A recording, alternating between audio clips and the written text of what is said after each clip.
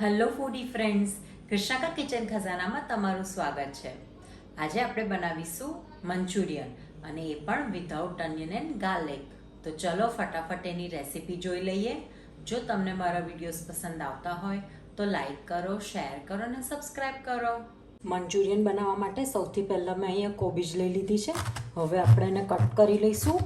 અત્યારે ખૂબ જ સરસ પતલી લીફવાળી કોબીજ મળે છે.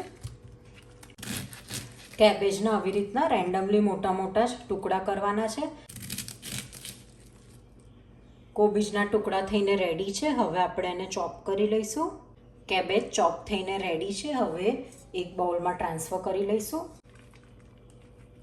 કેબેજ ચોપ થઈને રેડી છે. હવે આપણે લઈશું ફણસી, ગાજર અને કેપ્સિકમ. હવે આપણે ગાજરને છોલી લઈશું.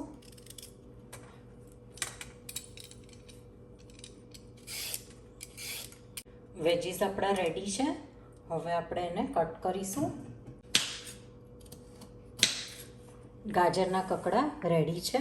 હવે આપણે ફણસીને પણ કટ કરી લઈશું, ચોપ કરી લઈશું. કેરેટ અને બીન્સ ચોપ થઈને રેડી છે. હવે આપણે એને કેબેજની સાથે જ મિક્સ કરી લઈશું. હવે કેપ્સિકમ ચોપ કરી લઈએ. કેપ્સિકમ ચોપ થઈને રેડી છે, પણ અત્યારે આપણે કેપ્સિકમને આ મિશ્રણની અંદર નથી એડ કરવાનું. હવે આની અંદર એડ કરીશું મીઠું. અત્યારે હું 1.5 ટેબલસ્પૂન જેટલું મીઠું એડ કરું છું. હવે મિક્સ કરી અને એને ચોડીને સેજ 2-5 મિનિટ એને રાખવાનું છે.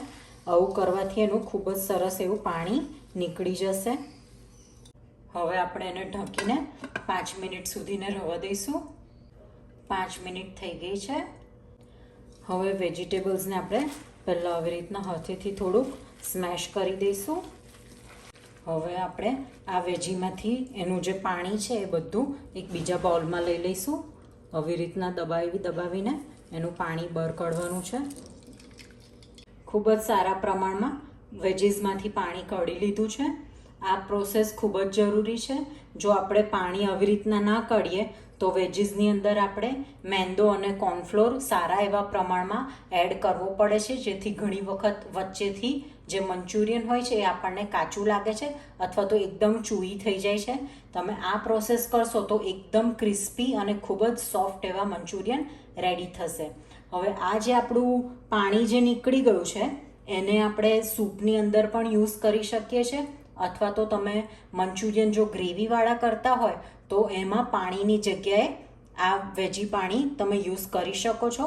અત્યારે આપણે ડ્રાય મંચુરિયન, બહુ ડ્રાય નહીં પણ થોડોક ગ્રેવીવાળા આપણે કરવાના છે, તો એન્ડમાં આપણે આ જ વેજીનો જ્યુસ આપણે યુઝ કરીશું. હવે આપણે આની અંદર એડ કરીશું ચોપ્ડ કેપ્સિકમ. 2 ટેબલસ્પૂન આપણે મેંદો લઈશું. 2 ટેબલસ્પૂન કોર્નફ્લાવર, 1 ટેબલસ્પૂન ચોખાનો લોટ, મીઠું, આદુની paste, 1 teaspoon dark soya sauce, 1 teaspoon chilli sauce. હવે આપણે બધું મિક્સ કરી લઈએ.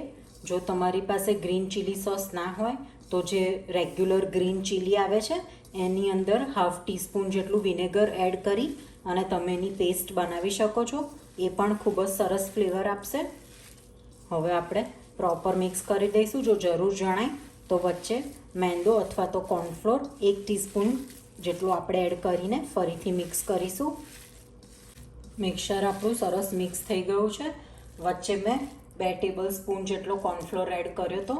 હવે આપણે ચેક કરી લઈએ. ખૂબ જ સરસ બોલ્સ બનીને રેડી થાય છે, એટલે આ એકદમ પરફેક્ટ કન્સિસ્ટન્સીવાળું આપણું મિક્સર રેડી છે.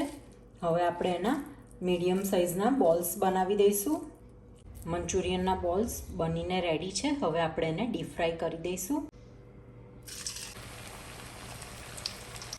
મંચુરિયનને આપણે બહુ હાઈ ફ્લેમ ઉપર નહીં પણ મીડિયમ ફ્લેમ ઉપર ફ્રાય કરીશું, નહીં તો બહારથી એકદમ ડાર્ક કલર આવી જશે અને અંદરથી કાચા રહેશે. તો આવી રીતના પહેલાં 1 મિનિટ એને ફ્રાય થવા દઈશું. પછી આવી રીતના જરાથી સહેજ એને હલાવીશું. એકદમ પરફેક્ટ ફ્રાય થાય ત્યાં સુધીને આપણે એને ફ્રાય કરીશું.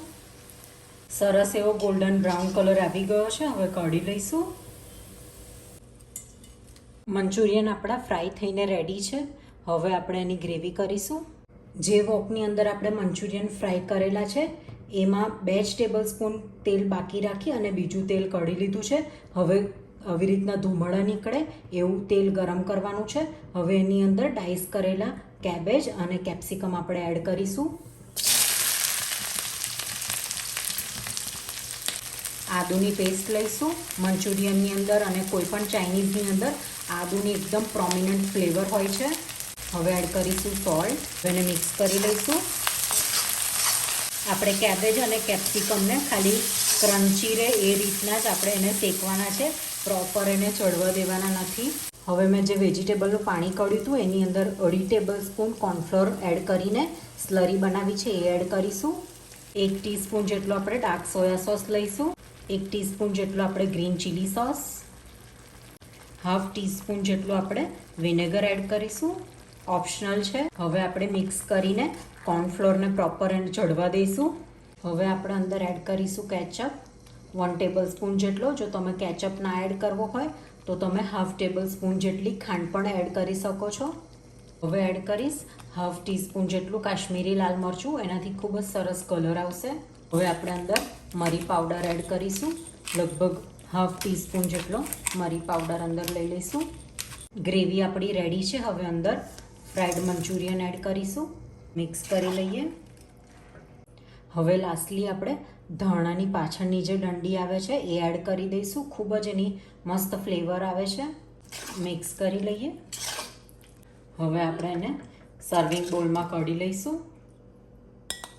હવે મંચુરિયનની ઉપર જે આપણે ધાણાની ડંડી સમારી હતી એ ઉપર સરસ ગાર્નિશ કરી દઈશું અને ઉપરથી શેકેલા તલ આપણે સ્પ્રિંકલ કરી દઈશું. એનો લુક ખૂબ જ સરસ લાગે છે.